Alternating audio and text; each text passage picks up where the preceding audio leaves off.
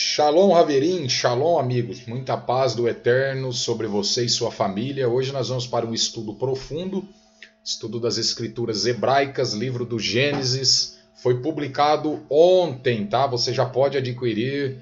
É um livro que ficou muito bacana para se estudar, né? Para você ter noção de como era o hebraico, como é a transliteração e a tradução da língua hebraica. E com esse material você pode fazer até mesmo a sua própria tradução, tá?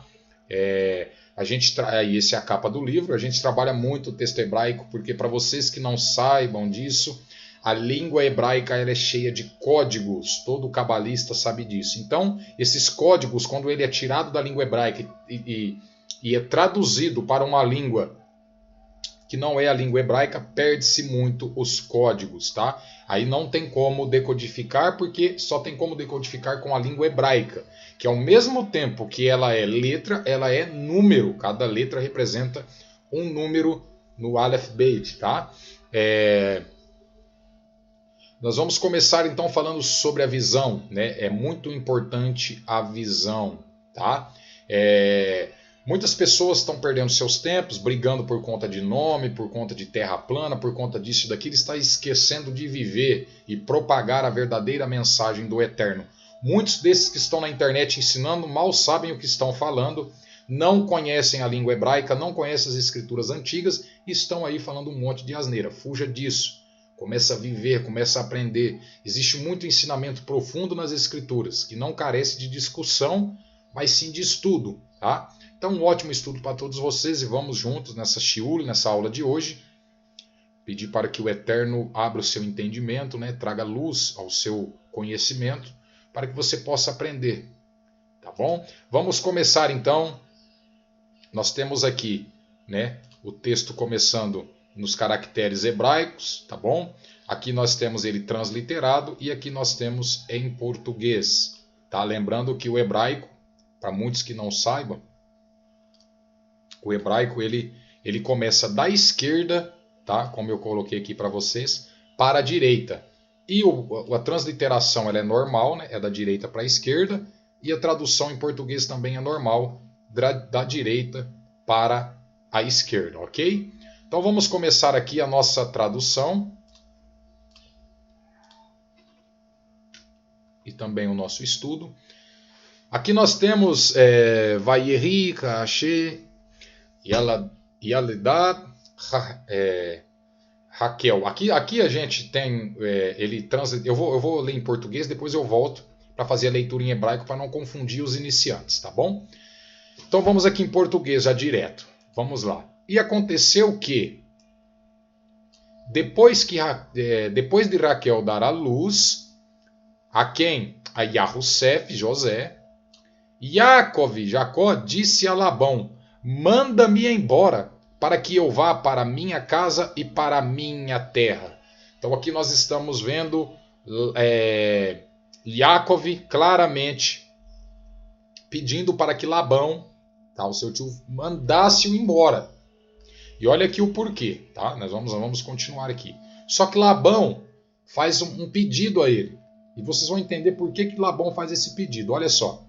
No capítulo 30, no versículo 26 de Gênesis, diz o seguinte: dá-me as minhas mulheres e meus filhos, pelos quais te tenho servido, e deixa-me ir, pois tu conheces o meu serviço que te tenho prestado. Agora vamos no 30, 27, que diz o seguinte: Labão lhe disse, olha que interessante isso: rogo-te que se tenham achado graça aos teus olhos, fica, porque eu aprendi por experiência. Olha o que ele está dizendo aqui, ó.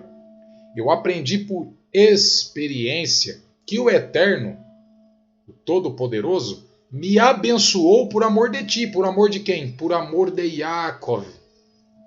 Amor de Yaakov. O Eterno estava abençoando Labão por amor de Yaakov, tá? E não era por amor do próprio Labão. Olha que interessante esse texto. Nós vemos aqui, ó. Me abençoou por amor de ti. Por amor de quem?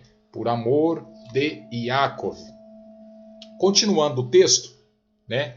Ele disse que e ele disse: determina-me o teu salário e eu te darei. Então Labão ficou frustrado por saber que Yaakov ia partir dali. E já pensando nos seus bens, ele deve ter pensado com ele: Se Yaakov for embora, como que o Eterno vai me abençoar?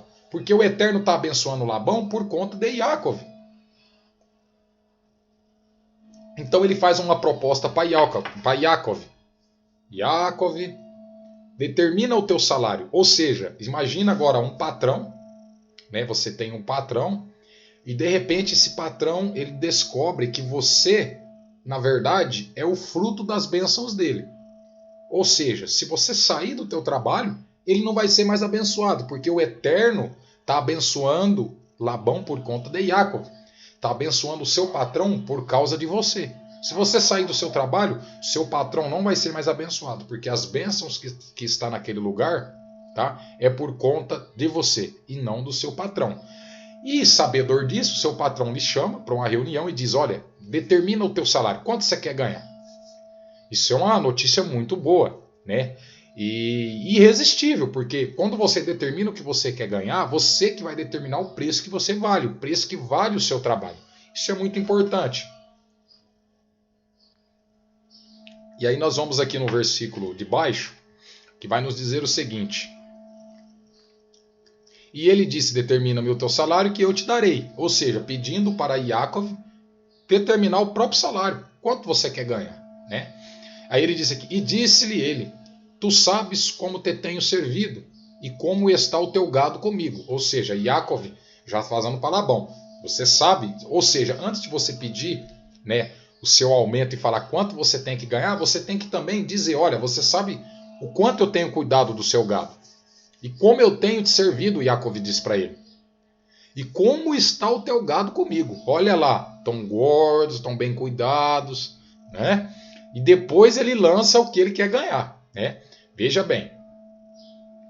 Aí ele diz aqui embaixo: porque o pouco que tu tens antes da minha vinda, agora está aumentando a multidão. Ou seja, está crescendo muito o teu gado. Depois que eu vim para cá. E Tissac está dizendo para Labão. Ou seja, depois que eu vim, meu tio Labão, a tua prosperidade aumentou. O Eterno, Yahweh Todo-Poderoso, te abençoou desde a minha vinda. E agora, quando provarei também para a minha própria casa. Ou seja, quanto que eu vou ganhar para mim também? Né? Continuando o texto, ele diz o seguinte: e ele disse: o que te darei? Labão pergunta para Jacó: então o que eu vou te dar, Yaakov? E Yaakov, Jacó disse: não me darás nada. Se fizeres isso por mim, tornarei a apacentar e apacentar o teu rebanho. Aí ele vai dizer o que ele quer, né? E eu passarei por todo o teu rebanho hoje, tirando dali todo o gado malhado e pintado, e todo o gado marrom entre as ovelhas, e o gado malhado e pintado entre as cabras, e dessa será o meu salário.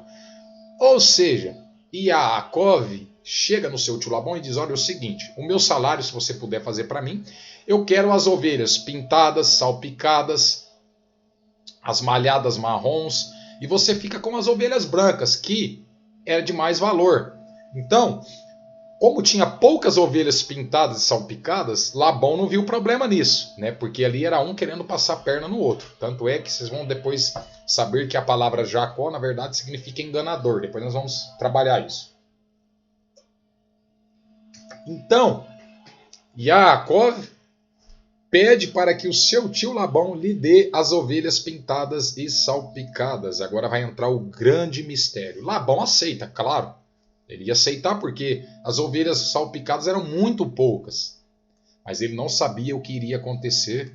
E nós vamos ler aqui no próximo versículo. Diz o seguinte: assim a minha justiça responderá por mim no futuro, quando vier pelo meu salário diante de ti. Todo aquele que não for salpicado e malhado entre as cabras, moreno entre as ovelhas, ou seja, preto, qualquer outra cor, será cortado como